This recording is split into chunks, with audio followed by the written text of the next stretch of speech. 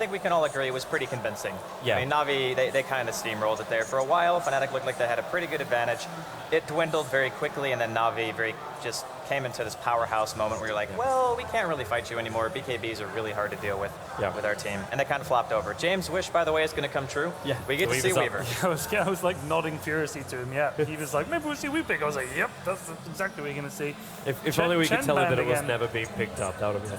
Yeah, I'm really not sure about this from Fnatic, because this is one of those things where we talked about it before with like the approach that Fnatic has with the whole we can take Wisp and Tiny, and like everyone kind of knows that they're going to be picking that one up. Now Puppey's just going to ban it out just for the sake of banning it out. But the fact that you know what's coming is sometimes a better thing when you try and play these games, because then you can draft your line to work with that. Some things obviously you just don't want to play up against, like Nature's Proper split push. Nobody wants to play up against that. And because Puppey didn't have first pick either, they decided ET should be on the ban pool. Well, because of the fact that Navi can't get it themselves, they say, yeah, we're going to take it out, because we know how ridiculously good that hero can be. Yeah. But the dynamic of Fnatic's picking style has changed pretty drastically in the first and second games. The first game, they just like, yep, Wisp, Tiny, we want to play super aggressive. This team already has, I think, more flexibility than the lineup that they had in game number 1. Because again, it was super vulnerable to BKBs, and when that timing hits, your team loses so much of its punching power. So now, Navi, they get a lifestealer again. And Puppey mentioned it earlier. He's like, I came into today and I had all these really cool ideas, and then teams kept giving us lifestealer. So we're just going to take it again. Yeah. And the times they did run the lifestealer, for all 3 games they played up against Alliance, it was Havort on the offlane. So we could assume that could be happening this time around as well. Obviously up against a Venomancer, it's a little bit more of a stickier situation.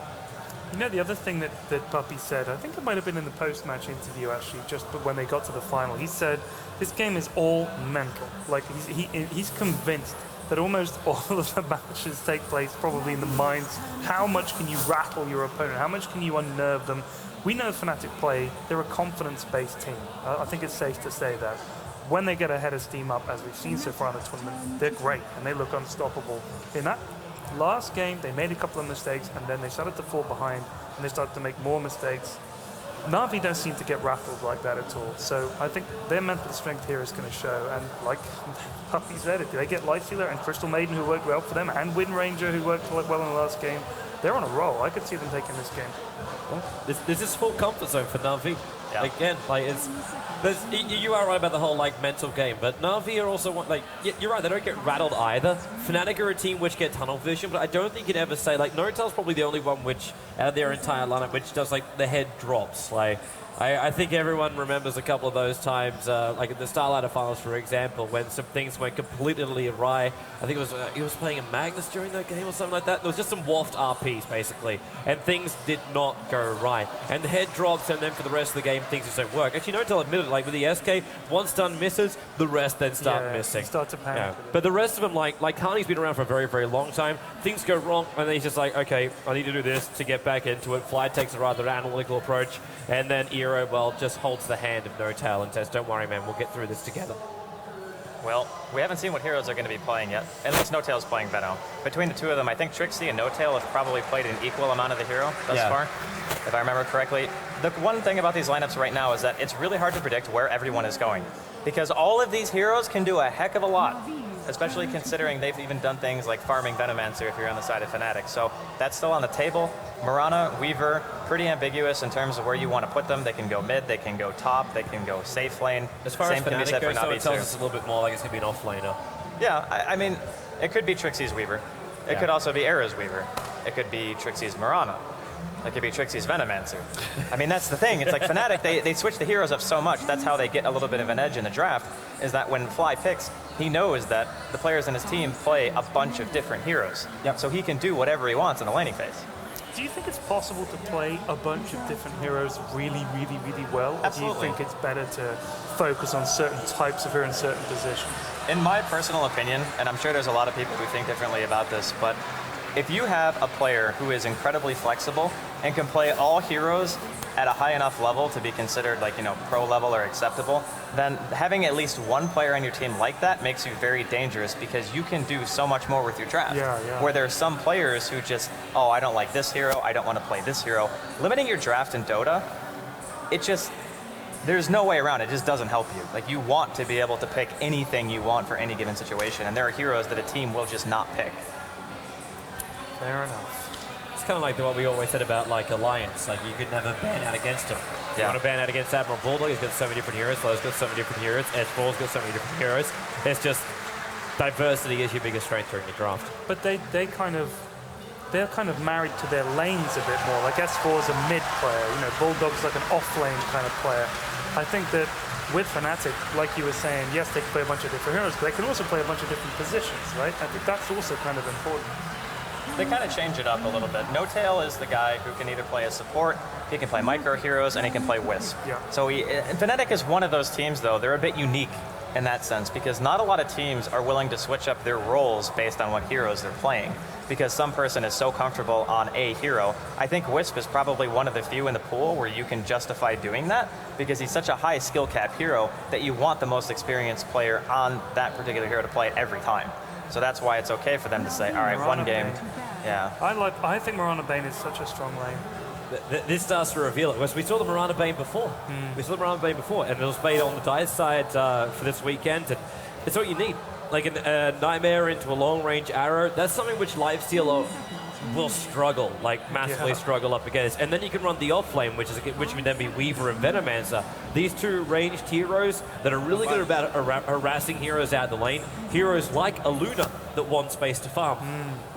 But at the same time, it's a Luna pickup, which means that's a Vorst-style hero. So it changes up a little bit more. And like the signature Dendy hero, the signature Fnatic hero is the Windrunner, but he's also played that Lifestealer on the offlane as well before. So I'm wondering how Navi kind of want to make all of this work. Like, are we looking at a Windrunner offlane? Are we looking at Dendy even thinking about Lifestealer for the solo mid role? It could be Windrunner mid. It could be. It could also be Windrunner support and then just have Havos play Luna Fnatic on Lifestealer. That could also be an option too. Yeah. There's a lot of ways that Navi can do this. Both of these teams have probably some of the harder to predict lanes that you're ever going to see, because there's so many good laners and there's so many heroes that can do a whole bunch of different roles that it makes it really hard to just say flat out, oh yeah, these guys are going here and these guys are going here. So until we see the last pick of each, then it's going to be pretty tough. I'm pretty sure Poppy was trying to make a waste of ban just then. You ban out Razor and it's instantly flagging OD. It instantly flags it. It's also for the fact like it's going to really hurt Lifestealer later on. If they are thinking about running that kind of carrying a Mirana in the middle lane for Fnatic, then it would have been a bit more of a problem, but Fly's not taking the risk. OD's already been played by Dendy twice now in this weekend, so yeah, they take it out, and we'll see what we get for Navi for the last one. Well, it's going to be the Dendy hero. Is it going to be Windrunner? Is it going to be our last hero? Either way, they're out of time. Well, since the OD is banned and Razor is banned, there's not a lot of heroes in the pool left where Windrunner just gets beaten by that hero. So you can still send the Windrunner mid in this situation if you want, and it looks like we might end up seeing that, just based on the Lich last pick, unless they totally next level and end up putting like a Lich mid or something crazy like that. Now, they could also have the option of dual laning. Like, you dual lane mid, and you put the Luna Lich mid, and then you dual lane top, and you put Crystal Maiden Lifestealer there, and you put Windrunner safe lane. Or you could switch it up. You could do either. You could put the Windrunner in the off lane, or you could put the dual lane with the Lifestealer and CM bottom. Actually, it might be better to put the CM bottom just because of the opportunity to jungle, just in case Fnatic end up sending you a solo Weaver, because then you can still find some kind of farm. True. See, that's what I was saying about Lich. Give you that versatility. The one reason why Lich is a really good pick here, though, is not a lot of BKBs on the side of Fnatic. They're likely to be coming out. If the Mirana is a core and the Weaver is a core, the Weaver is likely going to want to get a Linken's before BKB. And the Mirana, if you rush a BKB, it's like, you don't really feel like that big of a threat, you know, just because you rushed a survivability item. So Fnatic's last pick, we're going to see what it's going to be shortly. I think it's going to be Hani's hero. I'm just not entirely sure what they're going to go with. I wouldn't even hate to see an Invoker, honestly. Invoker will be... Oh, a Night Stalker too, that's also good. Night Dude. We go full aggression. Doesn't really have a lot of life points behind it, but that's also the key about the Night Stalker. Comes in, gets a silence, gets to deny off the rage, may even just deny off the Lich ulti at key times. Windrunner also for her escape mechanism. She's forced to pop a Windrun once the Void goes, and sometimes you don't even care about that because you're able just to pop off the Void. So you've got your burst damage nuke out from that, and then you're also going to have Starfall on top of that, and then you get Brain Slap on top of that. there's just so many different combinations right now that Fnatic can do to just burst damage down heroes like the Crystal Maiden, unless, of course, Puppey gets Heart and everything else in your Scepter. If he gets that kind of farm 2 games in a row, I'm going to have to like reassess my entire Dota history.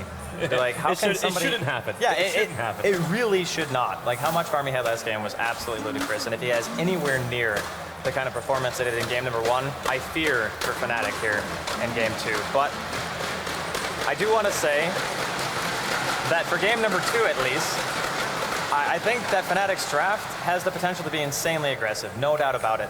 But it's a really scary prospect to think of diving on a team with a Lich and a Luna, because once those heroes get 6, you're diving into Eclipse, you're diving into a Chain Frost, yeah, and you're diving heroes who are going to have Ice Armor. Yep. Like, that just feels... This is one of those situations where I think that Lich is actually very, very good.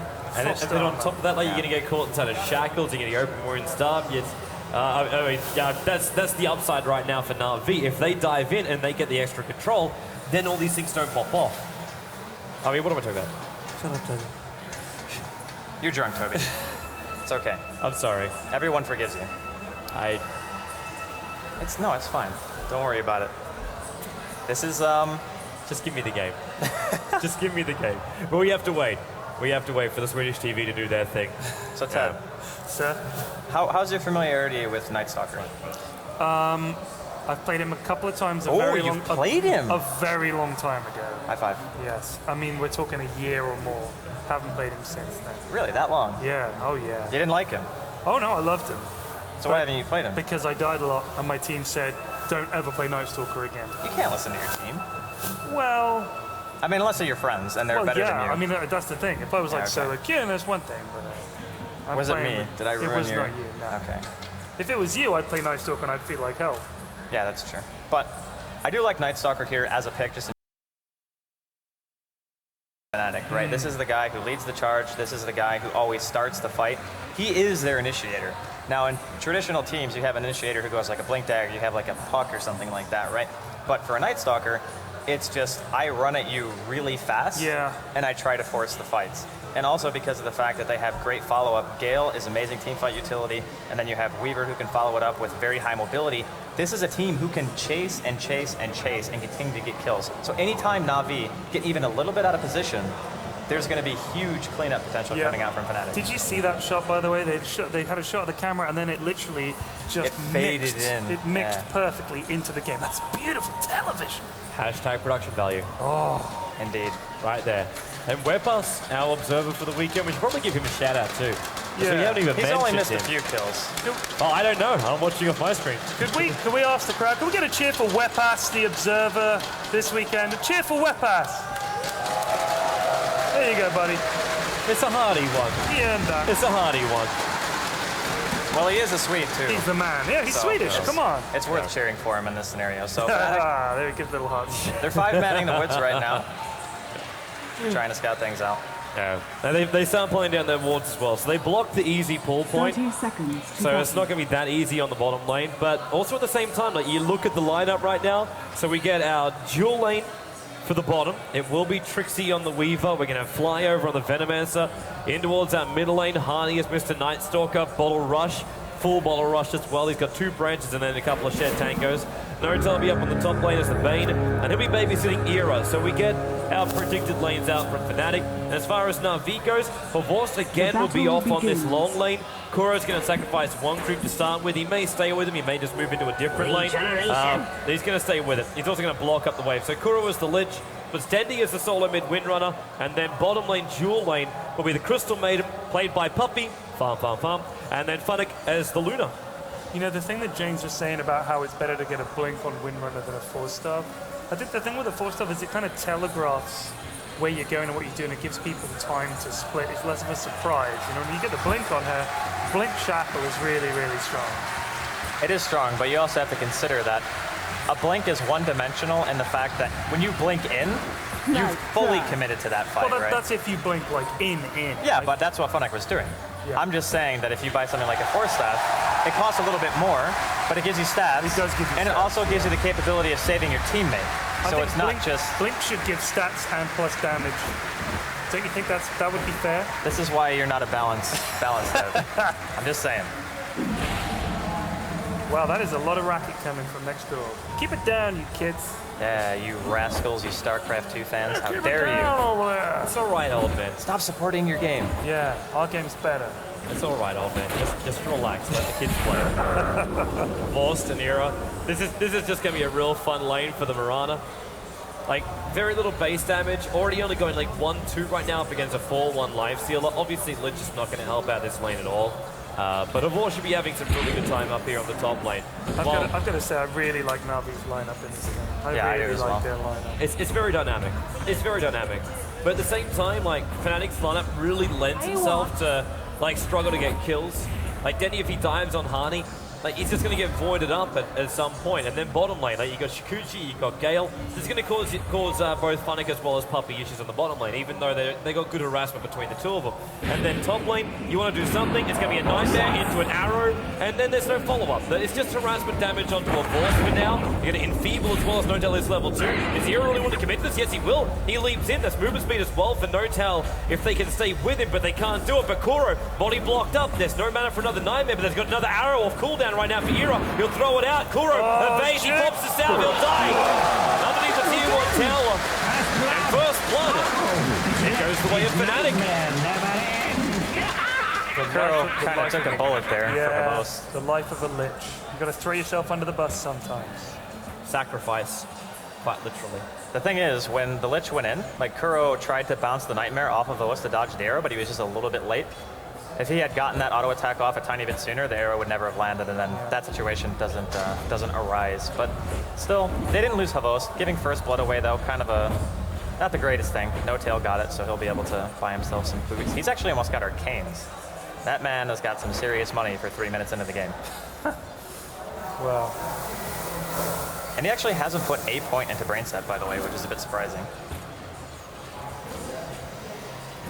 He's gone Enfeeble Nightmare? Yeah, I mean, what some people do is they go Enfeeble Nightmare, then Brain Set, Brain Set, Brain Set for the next 3 levels. And then at 6, you skill your ulti. So you'll have the normal Bane skill build, but some people at level 3 like to go 2 Brain Sap, 1 Nightmare, just to make sure that you have the bonus damage, but I guess it is preference. Because I guess you get there, you Enfeeble the Life Stealer to make his farm a little bit annoying. Get level 2, get Nightmare, and then try and get first blood. Looks like bottom lane, Fly's having a little bit of trouble. No more Lucent Beams. Funny's already done that with a Frostbite. Fly be held in position, and he'll go down here on the bottom lane. So, very simple. Second Trixie moved down. It was very obvious too. Trixie tried to do a bit of a creep skip and pull the wave back up again.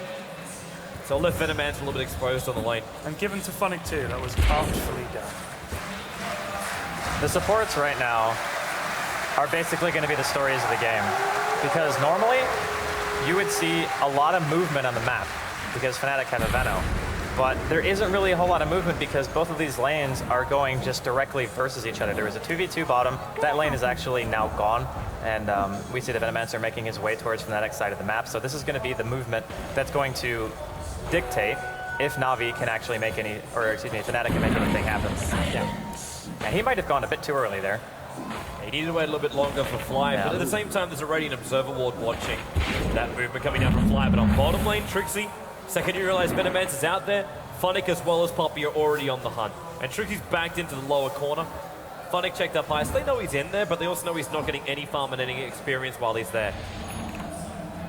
So he just Shikuchi's back away. And now Nova, Frostbite, he just came out of that, and there's a level 2 Lucent Beam. That's going to be a kill. Wow. Nice catch.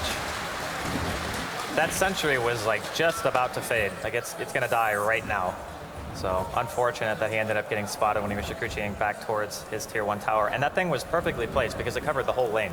So there was no way that Trixie was going to be able to get through there without being seen. And Puppey still got another one up his sleeve anyway. So if this is going to happen again, all he's going to do is just toss one down. They can again control the Weaver.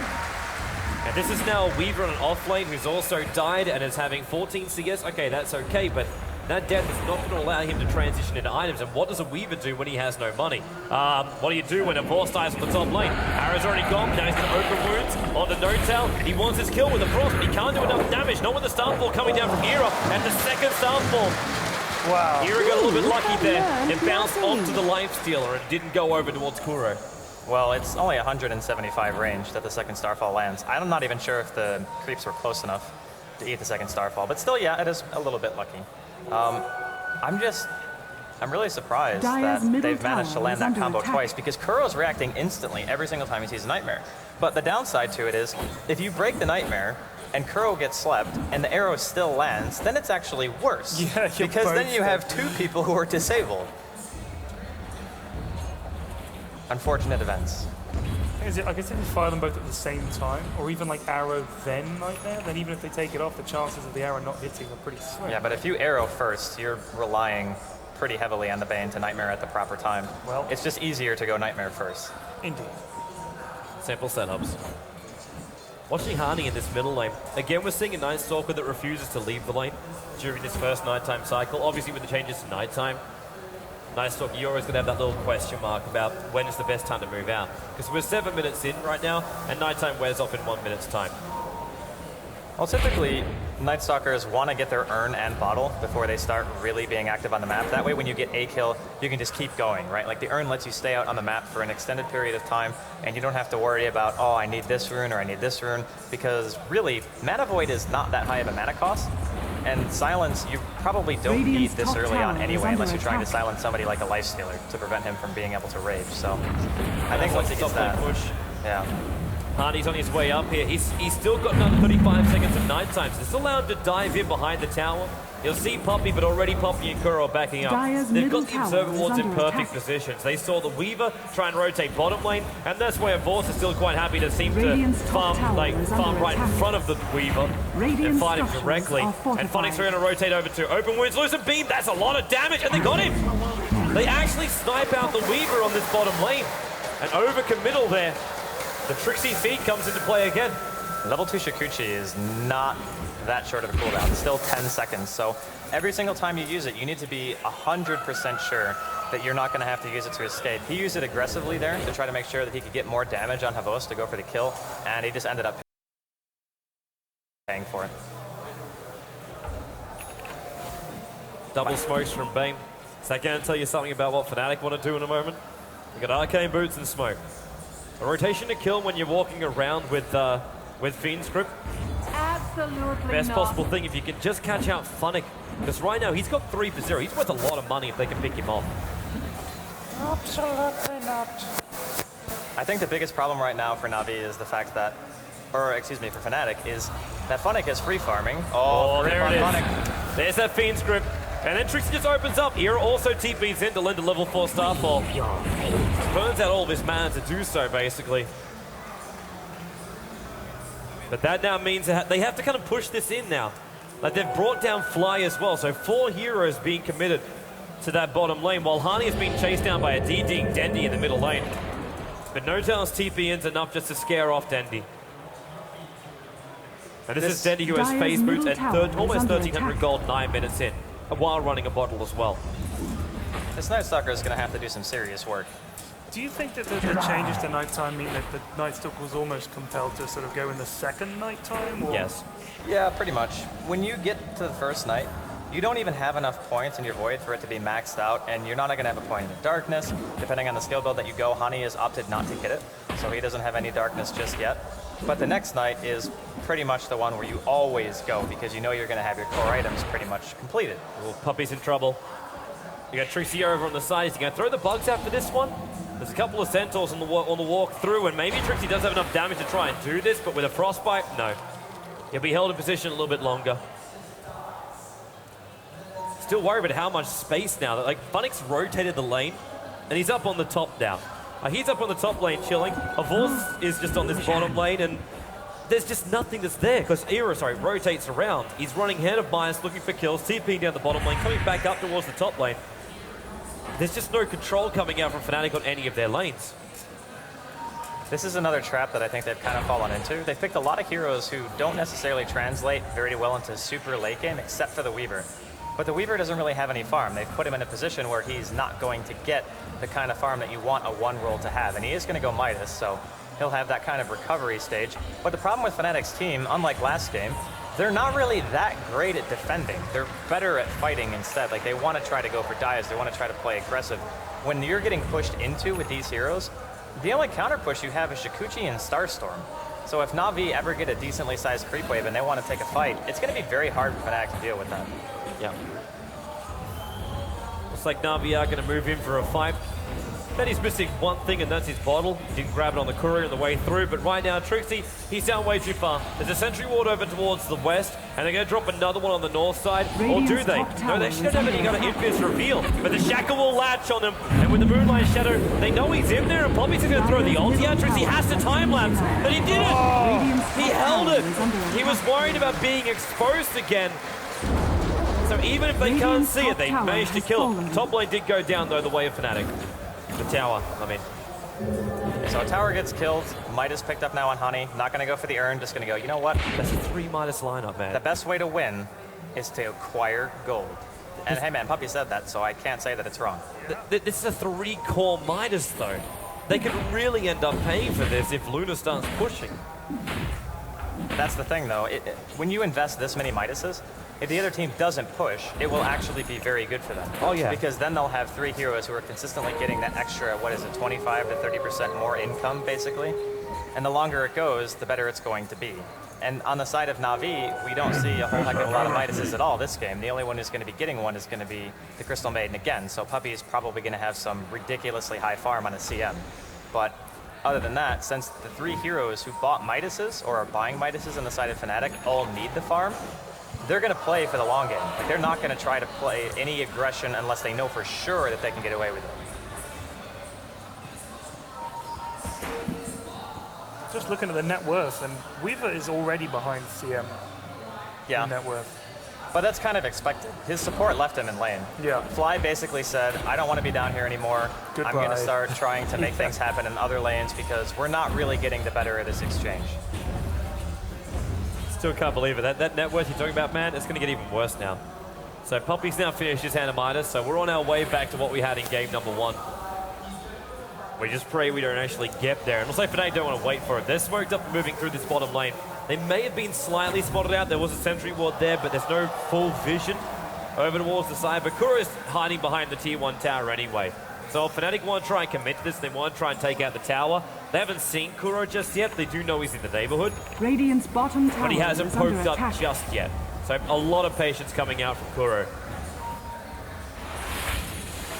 You know he wants to come out. He's level 8. Like, he is very over-leveled. Okay, TP's going to come. Fiend Strip on the Kuro. Are they going to try and save him? No. The arrow from Miranda at max range. The TP gets cancelled because the rest of them are just going to walk down.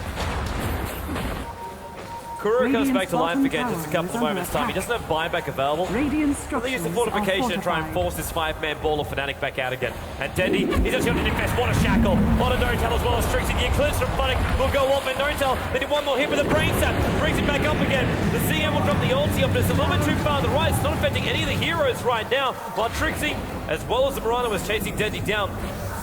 Pops the Windrunner. A little bit further up, a horse trying to finish up no-tell. And then the arrow flies in, it hits on a horse. He can't finish the job while Shackle will help to pick up the Weaver.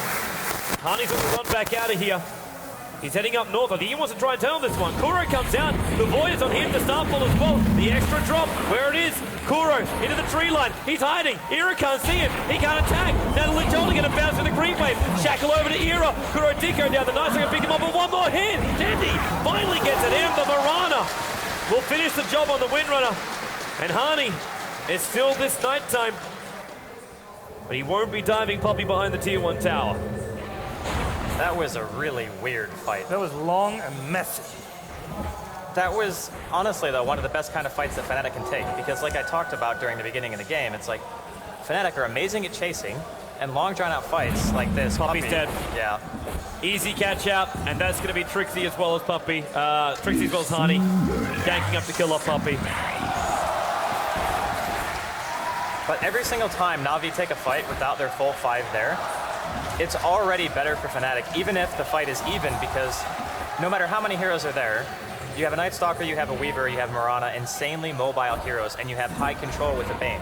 So in small skirmishes, Fnatic are always going to have the advantage. It's about Navi making sure that they force the proper fights. And when you lose fights to a team who went 3 Midases, it's infinitely worse.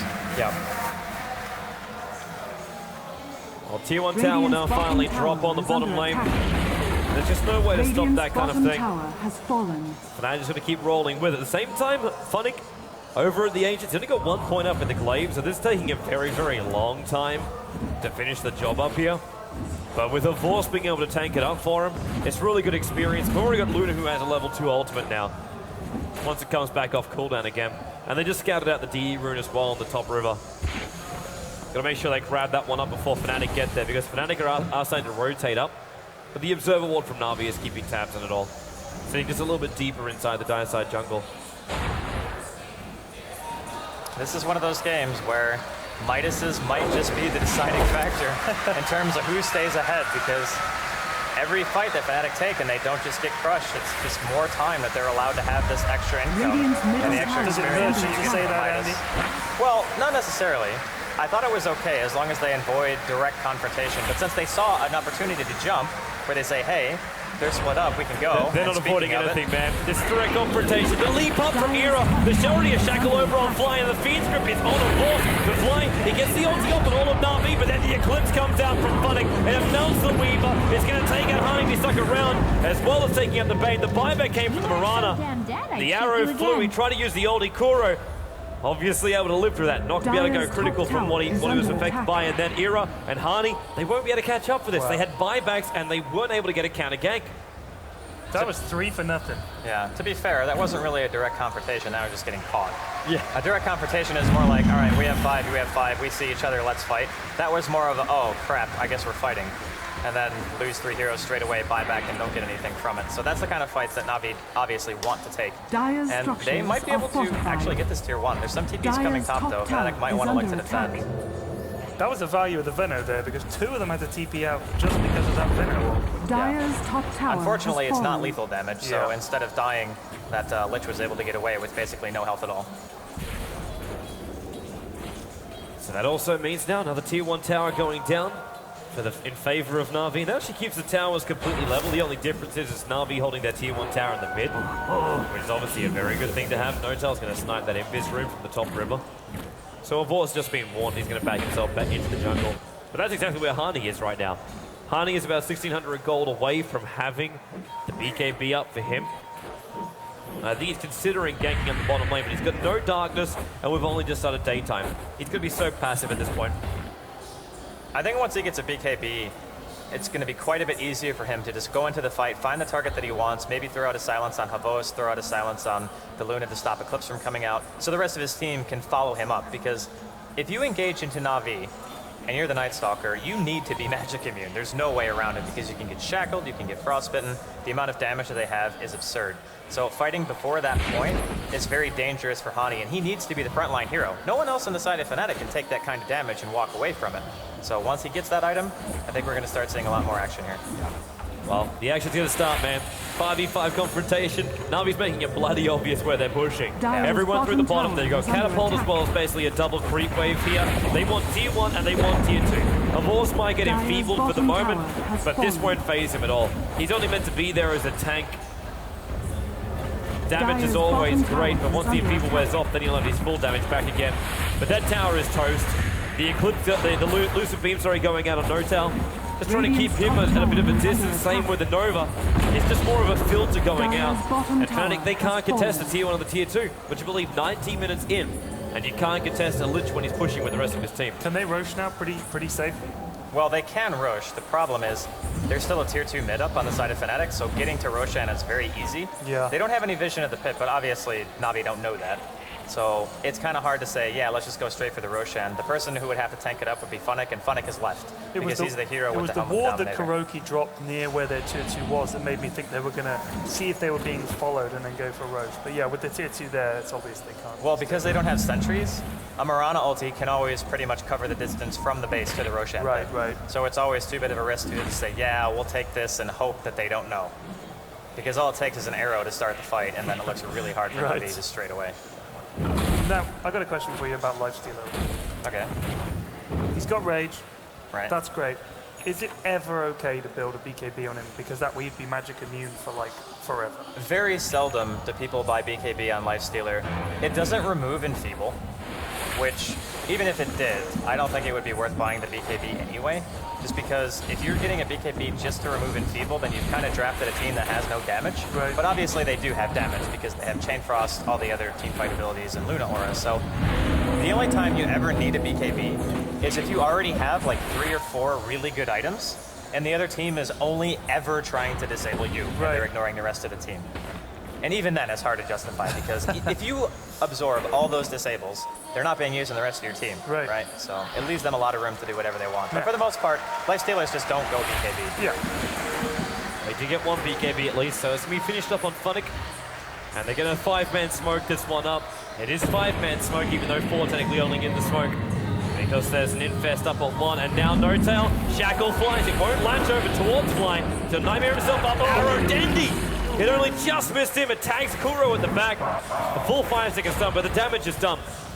Bane's on the sidelines now. This will just move back into what they were doing on the bottom lane. Just 5-man, face it up. You've now got the mech over on the Crystal Maiden before the 20-minute mark as well. You got Dendy who's getting closer and closer to that Scythe of Vice. And you got Fnatic who's almost got his 4 points up in the glade with the BKB and Yasha. Navi looking insanely good. No hard on CMGG. No. No hard. Arrow again from Era. This time unable to connect on a hero, hits on the creep instead. There's a little bit more short range, and Navi are going to back themselves up now. There's more fun to be had for Luna on the bottom lane, so let her have it. It's kind of surprising, well, I shouldn't say surprising, but it's impressive, actually, that they're able to keep on equal terms in farm against a team that has triple Midas. Like, they're winning these team fights, they're only 2 kills ahead, and they've killed a lot of towers, so that's pretty much where the gold deficit is coming from if you're on the side of Fnatic. But Fnatic still need time. They still need Hani to finish up that BKB. They still need their Weaver to get his BKB, and he is rushing it because he realizes how much magic damage and lockdown that Navi actually have, and he can't afford to not have one. So there's going to be this period in the game where the Mirana is not going to do much damage, the Weaver is not going to do much damage. The focus has to be perfect on one hero, and the ultimates coming out from the Venomancer have to be amazing. That damage is necessary for their team right now. Fnatic's on a smoke run. 5 of them heading into the Radiant jungle, and they're going to find Fnatic. BKB, he never got the Eclipse on though, but the BKB will negate a large portion of this damage, and then Puppey just drops his ulti with a shackle from Dendy. It hits on both Era, and now double kill for Fnatic. Hani still caught in the middle of all of this. The arrow will nail into Fnatic, while Hani's still running himself away. They're all gunked up by the Veno ulti. But 3 heroes for Fnatic lost. And now Navi, you can answer your question, Pyrian. Now they can go for Roshan. They can rush. That was beautiful. That combination of ult on ult, staggering stuff. I have to say, that was insane reaction by Fnatic. Like, if he didn't BKB, 100% dead. Yeah. Like, no way he lives through that. So he BKB straight away. Fiend script doesn't really matter that much. Because, again, no one on the side of Fnatic does any physical damage. Yep. And Luna has 17 armor. So they were basically a bunch of kittens just gnawing at him. It's like, please die, please die. And then suddenly the rest of Navi come in and just clean house. So. Yeah. And when Puppey throws down the ulti like that, and then the Lich ulti on top of that as well, and like, what stunts are you going to be using? Is Night Stalker really going to have to use his silence over on a Crystal Maiden? And then you've got Mirana Arrow. You don't want to be using these things to stop that freezing field, but you couldn't run away from the Frost Nova either. So you had these double slows, you've got triple slows coming your way. Arrow will have another fish up this middle lane. And Puppey is rather close there to Hani, but when Fnatic comes in even closer, and look at those glaives just starting to bounce between Trixie and Era. It's so difficult to come in close. Fnatic's already popped off his Vanissal. He got Nightmare, or the wrong thing got Nightmared up. It was just the illusion. Elysium Feeble doesn't make this as effective, but look at Denny's position. Shackle is almost a perfect line right now for No-Tail as well as Trixie. And he needs to choose one. Find a target, find an opening. Hani, he's hovering around him, and now the Impus Rune is starting to wear off. Flies in rather close as well. He's got to look for a shackle, find one, and let Lifestealer jump out. Era, where is the line? Now he shackles it, he goes for No-Tail. He wanted the Fiend Script Master, and he got him as well. And now they go in deeper. Open wounds on Fly. The arrow will come, and the Rage already wore off, but that damage from both the power shot. The Lich only will fly up and bounces over to Era off the dead corpse of the Venomancer. And Navi are just rolling through the lineup again of Fnatic. It seemed a little bit more even through most of the start of the game, but we just hit that 50 minutes, and they call it. They called 25 minutes.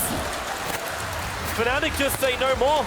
They can't take fights and lose 2 big ones in a row. Navi. And that's it. Navi go 2 games up for nil here in the grand final after being dropped down to the lower bracket. I honestly did not expect them to call that soon. Yeah. I mean, I get why they would call Honey's it. a realist at the end of the day. Sure, but let's take it into consideration. They still had 2 heroes who needed to finish BKB. I think if they finished BKBs and then they couldn't win a fight, I would understand, okay, you call the GG because at that point then you really don't have anything. But I don't know. I think it would have been a hard road back either way. But Navi, they come into the second game. Again, it didn't look like Navi were just going to roll